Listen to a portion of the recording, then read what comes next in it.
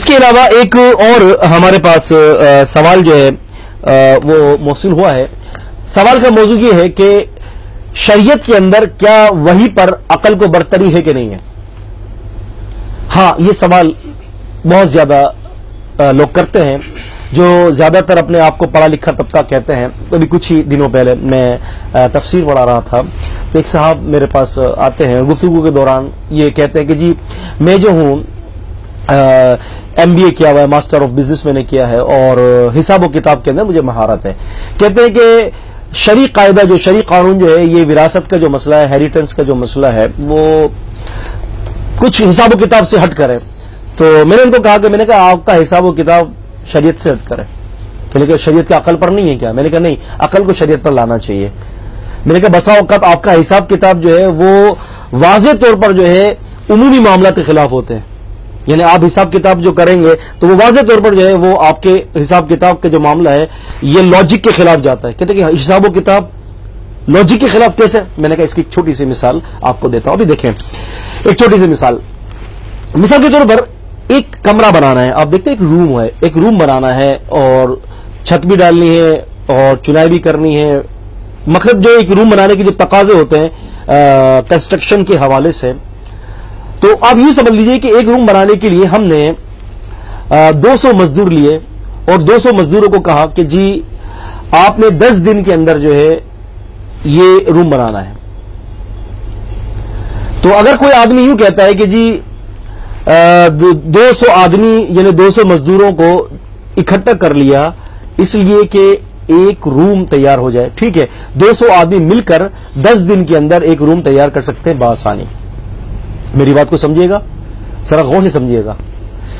اب اگر مثالی طور پر ہم اس 200 کی جگہ پر 400 آدمی کو جمع کر لیں اور ان 400 آدمیوں کو کہیں کہ اب آپ نے 5 دن کے اندر یہ روم بنانا ہے، اور اگر ہم یوں کہیں کہ ان 400 کی جگہ پر 800 آدمی جمع کر لیں، 800 مزدور جمع کر لیں اور کہیں کہ آپ کو 2.5 دن کے اندر جو ہے نا یہ روم بنانا ہے. اگر کوئی یوں کہے کہ 800 کی جگہ پر ہم 1600 مزدور جمع کر لیتے ہیں اور 2.5 دن کی جگہ پر ہم 1.25 دن کے اندر یہ پورا روم تیار کر لیتے ہیں.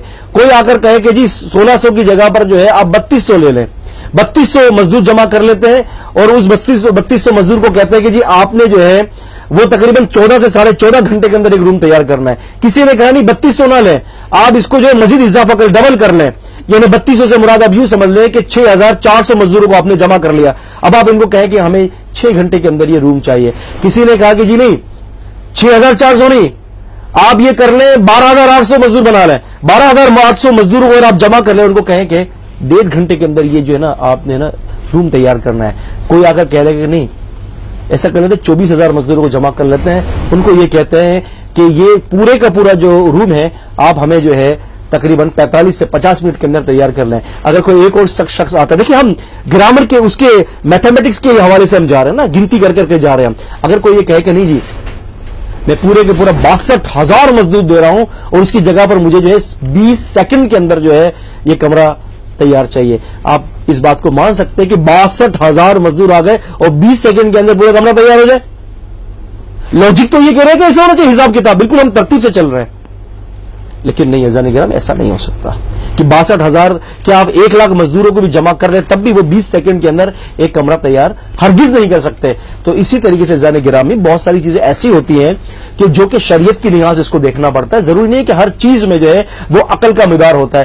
عقل دراصل جب تک شریعت کے تابع رہے گی وہ کامیاب رہے گی. اب دیکھیں نا، آپ نماز کے اندر ہیں، اب میں یہ تو ایک دنیاوی مثال تھی، لاجک تھی. اب شرعی ایک دلیل دیتا ہوں. آپ نماز پڑھ رہے ہیں، نماز پڑھتے پڑھتے جو ہے آپ کی جو ہے وہ ری خارج ہو گئی، آپ نے ناک پہ انگلی رکھی، آپ تشریف لے گئے، آپ نے وضو کیا، کیونکہ اب تو نماز تو ٹوٹ گئی ہے، ٹھیک ہے. اب نماز ٹوٹی ہے، اب آپ جائیں گے وضو کرنے. اب آپ وضو کر رہے ہیں، مجھے یہ بتائیے کہ وضو کے دوران آپ اپنے چہرے کو، اپنے ہاتھوں کو، اپنے پیروں کو دھوئیں گے، سر کا مسح کریں گے، کلی کریں گے، ناک میں پانی ڈالیں گے، انگلیوں کو خلال کریں گے، لیکن کوئی شخص بھی اس جگہ کو نہیں دھوگا جہاں سے ری خارج ہوئی ہے. عقل تو یہ کہتی ہے کہ وہاں سے دھوئیں بھائی جہاں سے ری خارج ہوئی ہے. یہ کیا گو، نہ پیر کا قصور، پیر سے تو کسی نے بھی ری نہیں خارج کی، نہ کسی نے اپنے منہ سے ری خارج کیا ہے، نہ کسی نے اپنے چہرے سے ری خارج کیا ہے، نہ کسی نے ہاتھ. ری خارج جہاں سے ہوئی اس کو تو ہاتھ ہی نہیں لگایا جا رہا، بلکہ وہاں ہاتھ لگائیں گے دوبارہ وضو ٹوٹ جائے گا. تو جہاں سے ری آپ نے خارج کی اس کو چھیڑنے کی ضرورت نہیں ہے، بلکہ پیروں کو اور چہرے کو دھوئیں، بس یہی شریعت کا حکم ہے. اب بتائیے آپ نماز پڑھ رہے ہیں، نماز پڑھتے پڑھتے ری خارج ہو گئی، ناک پر آپ نے جو ہے نا اگلی اس طرح سے ہاتھ رکھا اور آپ باہر آ گئے سب سے. اگر کسی پیشاب کا قطرہ نکل گیا تب بھی وہ ناک پر ہاتھ رکھے گا، حالانکہ پیشاب میں تو ایسی بدبو نہیں جیسے ری کے اندر بدبو ہوتی ہے. ایسا کیوں؟ تو بات یہ ساری چیزیں اس بات کے اوپر دلالت کرتی ہیں کہ شریعت کے تابع اپنے ذہن کو کیجئے، اپنے مزاج کو شریعت کے تابع کیجئے، اپنی عقل کو، اپنی مینٹل اپروچ کو، اپنے وزڈم کو شریعت کے تابع کرے. شریعت مطہرہ کو اپنے ناقص عقل کے مطابق، یہ اپنا چھٹانگ بھر عقل کے تابع مت کریں. کیونکہ دیکھیں نا، عقل سب کی مختلف ہوتی ہے. اگر ہم کہیں کہ بھئی عقل جو ہے وہ معیار ہے، تو عقل معیار صرف ایک ہی کا ہوگا، وہ ہے محمد رسول صلی اللہ علیہ وسلم کی عقل مبارک کا معیار ہوگا، اور آپ نے اپنی عقل مبارک کو اللہ کے حکم کے تابع کیا ہوا تھا.